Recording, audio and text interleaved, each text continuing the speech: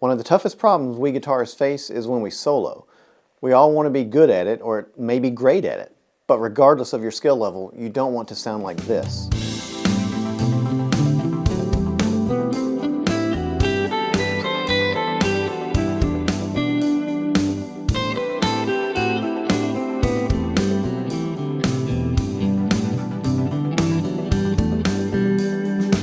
That is way too scalar sounding.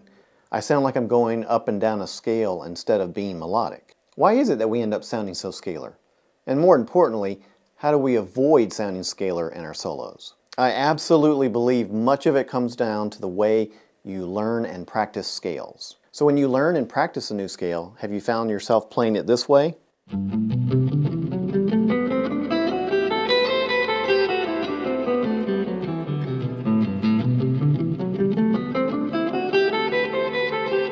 Over and over again? How many of us have spent countless hours practicing scales that way? And what is the point of doing it that way? Have you ever played a solo and went up and down the scale and thought that it sounded good? So if you just practice your scales by going up and down through them, they're going to end up coming out in your solos that way. Let's do a quick basketball analogy because I love hoops. If you practice shooting free throws and you do that all the time, hopefully you will get good at shooting free throws. But does that help you shoot better in a game where you have a defender's hand in your face and you're having to go from side to side to find an opening so you can take a shot? Of course not. So stop shooting free throws, playing up and down a scale, and start practicing useful things that you can use in a game time situation. In other words, in the confines of an actual song. Here's a couple things I would recommend. Instead of practicing the scale up and down, when you are learning a new scale, simply take a fragment of that scale and work on that. Here's what I mean. Take, for instance, if I'm learning the G major scale. Let me just take the last 6 fret positions I played and only work on those.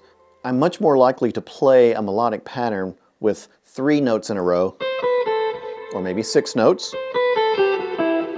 but probably not 16 notes in a row. So I'm better able to focus on these notes and do something more effective and melodic with them. So you're simply going to practice what is more useful in a soloing situation, i.e.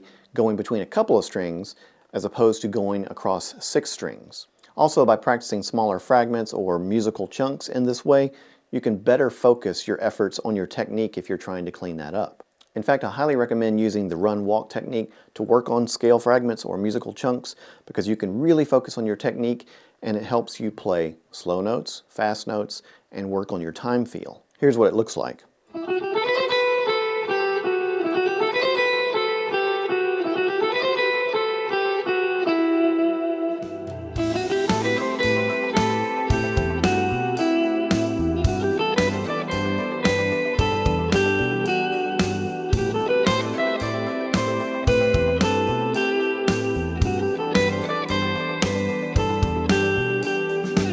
Then you can work on smaller, more interesting ways to play through that fragment instead of just going up and down.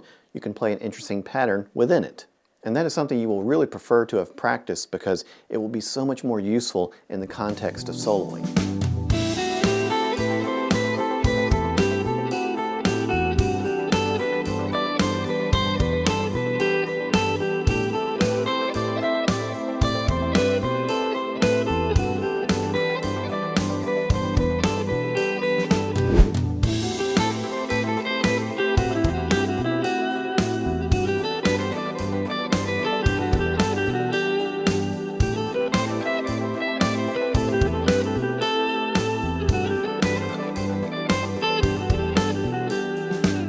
That's just a couple of quick ideas for you. If you want a bunch of patterns that I've tabbed out, you can click the link down below in the description, and I've put up a bunch of tabs there of melodic practice patterns as well as run-walk patterns, things that you can use for your practice sessions. And of course, as with any practice, put it over music. This only makes sense if you are practicing in the context of music. In other words, think of what your end goal is to solo and practice that way. Don't just sit around playing over a metronome. Play over music. Sitting around and playing endless scales isn't going to make you a better soloist. Soloing is going to make you a better soloist. I hope you found those couple of tips helpful and that you can use it in your practice sessions. It really helped me not only begin to clean up technique, but simply come up with better, more melodic ideas because I was more focused in a smaller area of the neck. And if you enjoyed today's content, please make sure to hit that like button and subscribe if you will. A great free way that you can support my channel is if you're already shopping for guitars or amps or strings or picks, you can go through my Sweetwater affiliate links down below, and it helps support my channel in a small way without costing you anything extra. And come on over to patreon.com/PaulWarrenMusic, where I put up all of my tabs, backing tracks, as well as tablatures for my YouTube shorts and Instagram post. Thank you so much for watching today. Let me know in the comments below how this worked out for you, and I'll see you next time.